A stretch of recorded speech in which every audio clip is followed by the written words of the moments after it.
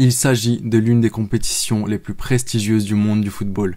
N'importe quel joueur qui évolue en club rêverait un jour de gagner la Champions League. Tu demandes à un petit, une fois que tu joueras dans ton club de rêve, quelle coupe t'aimerais soulever, il va te dire la Ligue des Champions, la Champions League. Il va pas te répondre la Coupe de la Ligue ou il va pas te dire la Carabao Cup. C'est logique.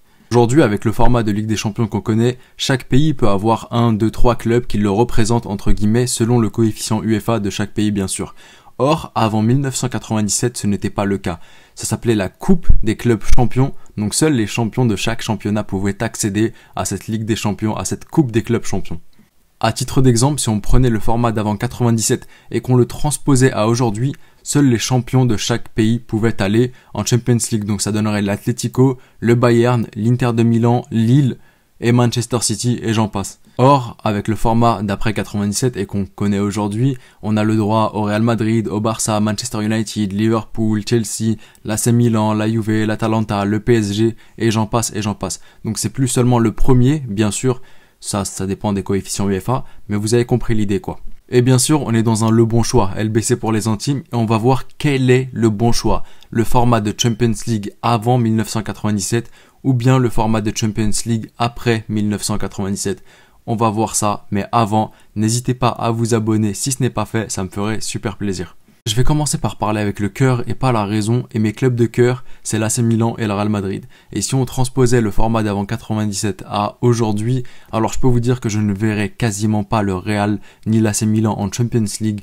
Donc sur ce point-là, je peux m'estimer heureux et je peux dire que pour mon cœur, c'est le bon choix d'avoir le format d'après 97 et le format que l'on connaît aujourd'hui. Et je pense qu'à partir de maintenant, je vais parler avec ma raison et plus trop avec mon cœur. Et c'est un exemple hyper récent, c'est celui de Chelsea. Chelsea, l'année dernière, elle a failli ne pas se qualifier en Champions League. Elle a eu du mal, elle y a été de justesse. Or, quand on voit son parcours ensuite en Champions League et qu'elle finit par la remporter, on se rend compte qu'il n'y a pas de corrélation directe entre le championnat et ce qui se passe en Champions League. Chelsea finit aussi par ailleurs 4e en Champions League, donc si on prenait le format d'avant 97, Chelsea n'aurait pas été qualifié et Chelsea n'aurait pas gagné cette Champions League. Exactement le même exemple pour le Real qui a gagné les 3 Champions League d'affilée. Ils avaient gagné qu'une seule fois la Liga durant ce cycle. Donc il n'y a pas réellement de lien et j'aurais trouvé ça carrément injuste que ce Real-là ne puisse pas se qualifier alors qu'ils avaient fait des Champions League de dingue. Et si encore une fois on transposait le format d'avant 97 à aujourd'hui sur les 10 dernières années, dans des championnats comme la Bundesliga où depuis 9 ans le Bayern ne fait que gagner, sur ces dernières années avant le sacre de l'Inter cette année en Serie A c'était que la Juventus, en Ligue 1 malgré les sacres de Monaco et du LOSC cette année ça a toujours été le PSG depuis Montpellier la dernière fois. Et tous les championnats ne sont pas joueurs comme par exemple la Liga où ça tourne entre l'Atlético, le Barça, le Real ou bien la Première Ligue.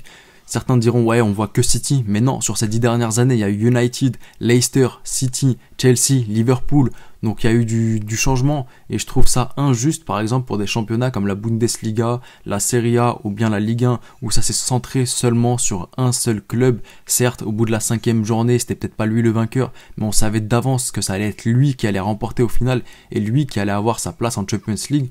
Donc je pense qu'aujourd'hui ce format d'avant 97 ne pourrait être transposé et serait totalement injuste. Surtout qu'il y a une stat que je trouve hyper intéressante.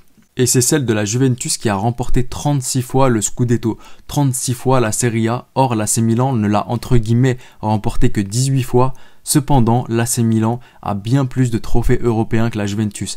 7 Champions League pour l'AC Milan, le deuxième club le plus titré en termes de Champions League et seulement 2 pour la Juventus. Donc ça montre qu'il n'y a pas de réelle corrélation entre le championnat et la Champions League.